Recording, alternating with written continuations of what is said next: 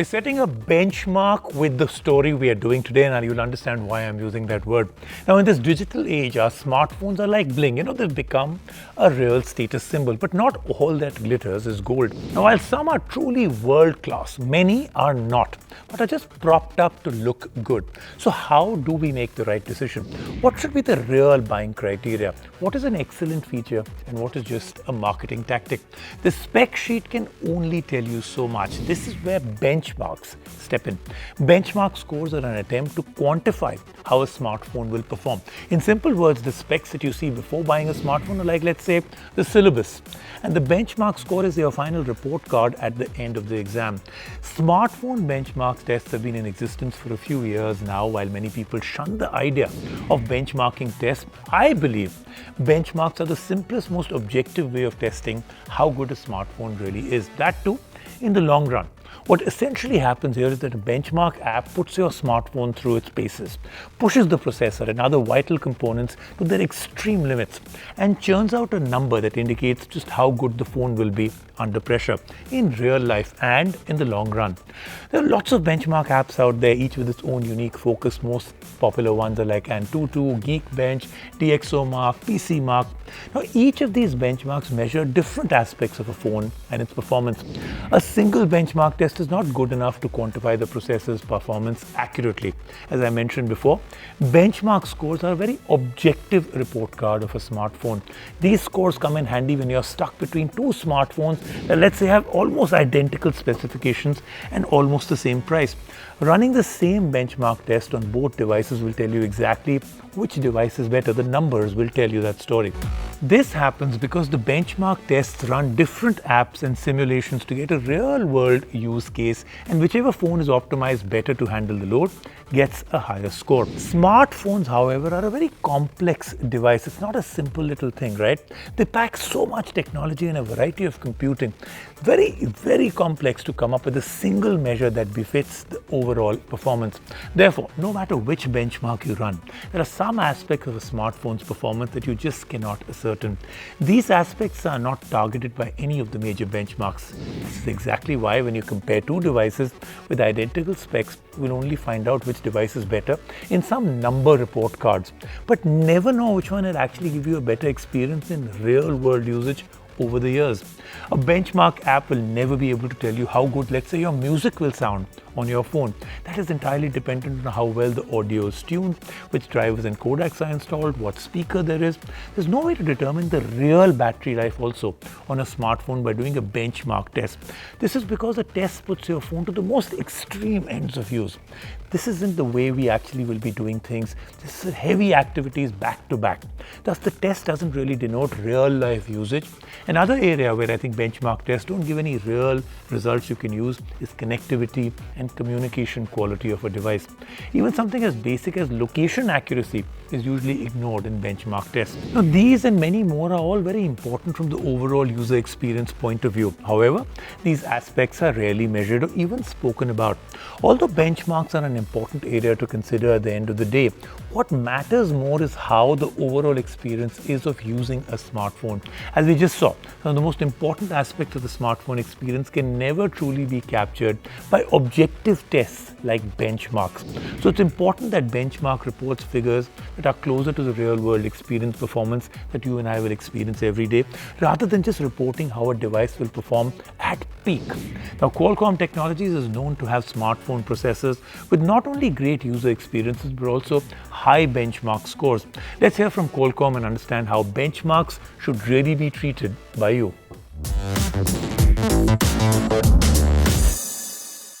Let's start off first by speaking with Mr. Nitin Kumar, Senior Director, Product Management, Qualcomm Technologies. Thank you, Nitin, for joining us on the show. Hi, Rajiv.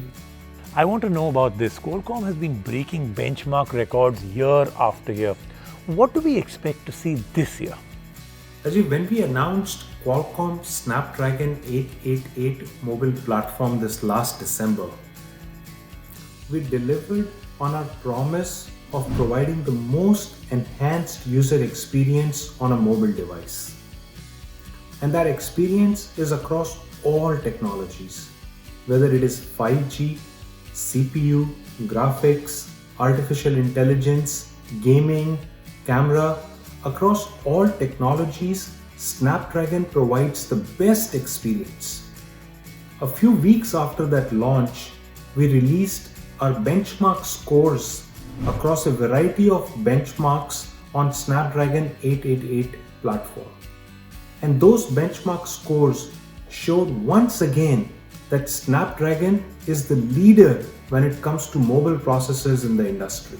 Then why do phones powered by Snapdragon processors provide a better experience than many others, even with higher benchmark scores? Qualcomm's engineers design these processors thinking about user experience.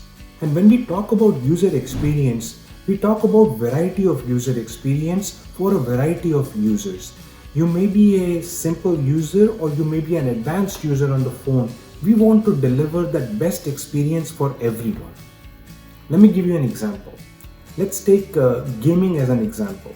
Whether you are a casual gamer or a high-end gamer, we design our processors to deliver that best possible experience across all the technologies. That is who we are, that is what's in our DNA, that's how we design our processors. Nitin, I think this is the million-dollar question. How much should a consumer rely on benchmarks when they're about to buy a phone? We recommend that you closely examine and understand each benchmark. If a benchmark is able to replicate the test case as closely to the end user experience, it is a good benchmark. In the end, the experience drives the behavior. Okay, apart from all of that, what else should a consumer evaluate before buying a smartphone? What's the real buying criteria they should look at? They should evaluate experiences. And experiences are very important. An experience across different technologies. Let me give you an example. An experience across connectivity and how fast is the download speed, how reliable is your connection, navigation, audio quality, image quality, video quality. All these different experiences across different technologies drive the end behavior, drive the end experience. And benchmarks, it is harder for them to measure all of these in a combined user experience, and that's what they should try and evaluate these experiences. Thank you, Nitin. Thank you so much for joining us on the Cell Guru Show. All right, from there, let's move on to Dhruv Bhutani, editor of Android Authority, and ask him a little bit about what he thinks about benchmarks. Dhruv, thank you so much for joining us. Always a pleasure having you on the show. Now, Dhruv, there's a lot of talk about benchmarks at these launch event of phones. Should a consumer really depend solely on these numbers? Hi Rajiv, thanks for having me here, and you raise a good question here. Benchmarks have traditionally been very important for evaluating the performance of a phone, but I don't necessarily think that it's the be-all and end-all of a buyer's decision. They make for good ways to gauge the generational performance improvements because you can see metrically how much a phone has improved over the previous generation. But that doesn't mean much to an end consumer.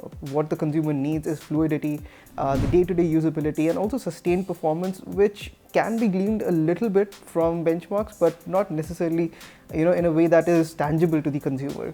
So I feel like focusing on those real-world metrics is a lot more important than just focusing on benchmarks. But they do have a place, and they can be beneficial to some users for sure. So Dhruv, what's the one feature in smartphones that's most important to you? How do you measure it? Is it something that is just something that is more emotional? Can you actually measure it? So for me, smartphone imaging is perhaps the most important criteria because we've come to a point where, phones having Snapdragon 7 series processors, these are like mid-range phones, have more than enough performance for day-to-day use and general, even for gaming and everything. So that's really not a problem. It's imaging which really makes a difference to me. And there's both subjective and objective ways to test that out. I think it's a interesting balance between objectivity and subjectivity when evaluating the imaging performance of a phone. Okay, interesting. Dhruv, is there anything that you would like to measure today on smartphones but do not have a benchmark to measure as yet? Qualcomm's been making some big strides on the wireless audio front, especially with the true wireless headphones. So I'd like to see a few more benchmarks on that front, where we can, see the latency, the bitrate, the codecs being used across phones and headphones to ensure that you're getting the best possible quality. Very interesting. Thank you so much, Dhruv, for joining us. Wonderful to have you on the show.